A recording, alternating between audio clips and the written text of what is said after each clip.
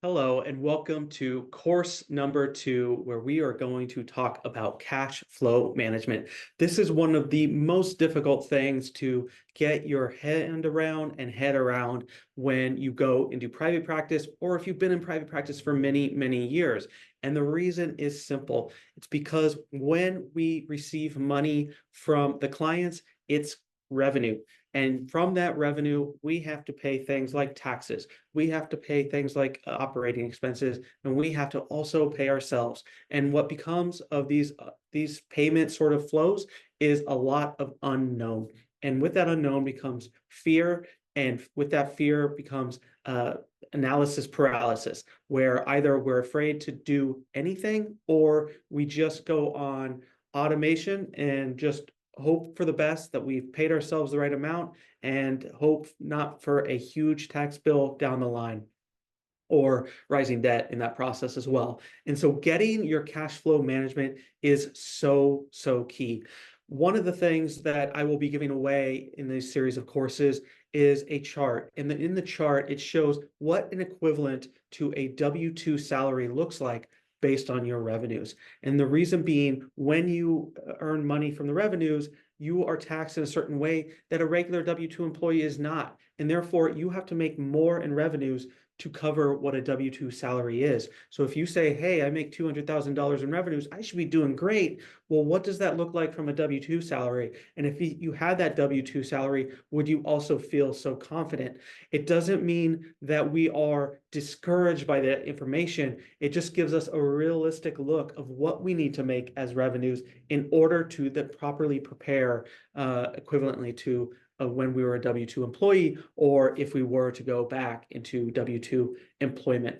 And all of this leads to that cash flow management and the awareness of it and the management of it. And that's what these series of courses are really about. I'm going to go into the curriculum for this series of courses, and so you understand sort of where what you will learn throughout this set of courses, and also what the next steps will be beyond these courses. So before we get started, of course, follow me at that newsletter, thinkingcapfinancial.com/newsletter.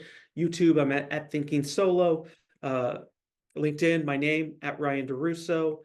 Share this course. We're building wealth together. We're growing this school community together. Share it. Find other advocates for your practice, your business, your wealth, and help those who are in the school community as well build their wealth and their practice. And together we'll be stronger for it. And then I sound a lot better at 2 times speed, just my minor suggestion.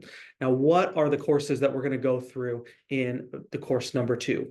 First week, we're going to go into the importance of cash flow management, why it matters, and what value will we gain from it. Then in week 3, we'll go into paying yourself. So how do we get money from the business to the personal, so we are actually walking away with a profit at the end of the day? Third or fourth week, we'll go into paying yourself first. A popular tool or tactic within the therapy space is profit first. It's not something that I say people have to do, but if you want to understand sort of why it is popular and why people use it for group practices and solo practices, this will give you a quick lesson into sort of what it's doing, how you set it up, and how you can get started yourself. We'll then talk about how to build an emergency fund for both your personal side and your business, because part of cash flow management is protecting from the unexpected, and that includes the emergency funds. And the more security we have in both sides of our body, essentially, then the less debt we face, the less fear we face when client acquisition is slow and fewer clients are coming in, and then the more confident we are to invest in the business. And then finally, in the last week, we're going to go into tactics to manage group cash flow, because the realities of a group cash flow is a little different than the solo practice. They have liabilities. You can't just not pay your employees just because an insurance panel is slow to pay. And so how do we manage that? Well, we're going to discover some tactics in order to properly protect ourselves in that situation. I cannot wait to get started going through this curriculum with you. I hope you gain from it. Let me know how it goes throughout the course, and as you're going through and testing these out yourself. Let me know what works, what doesn't. I cannot wait to hear from you. Let's go.